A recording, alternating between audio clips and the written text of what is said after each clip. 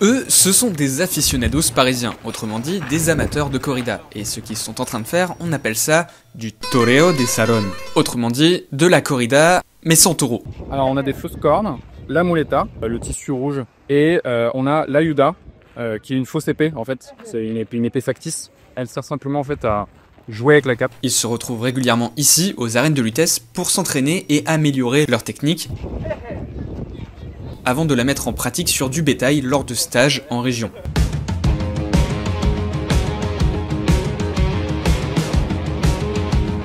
Alors il n'y a pas de mise à mort, hein. À Paris on est des citadins donc on n'a pas du tout de contact avec l'animal. Ce qui permet simplement de... Et ressentir ce que ça fait quand même d'être face à un animal qui nous fonce dessus. Et donc ce lieu là il est important pour nous pour répéter les gestes. Tu laisses ta main gauche en haut, tu balances en avant.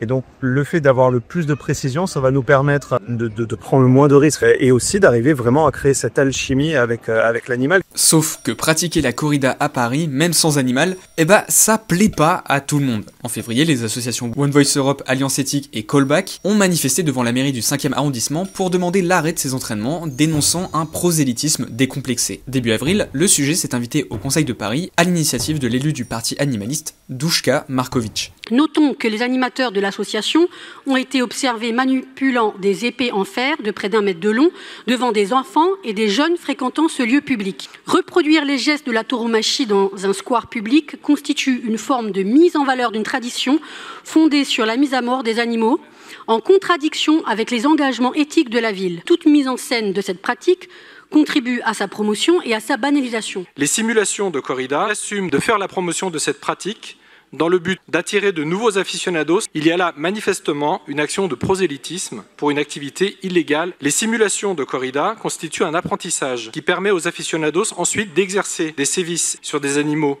dans certaines villes du sud de la France lorsqu'elles organisent des corridas. Au final, le Conseil a voté à l'unanimité un vœu d'opposition à cette pratique, car la corrida a beau être prohibée en France, une dérogation autorise toujours sa pratique lorsqu'il y a une tradition locale ininterrompue. De leur côté, les aficionados des arènes de Lutèce se défendent de faire du prosélytisme. À ce que je sache, la corrida n'existe pas à Paris, c'est pas un sujet. Je vais donner un petit exemple là-dessus. Le port d'armes est illégal. Et bien pourquoi on vend des armes en plastique dans les magasins ?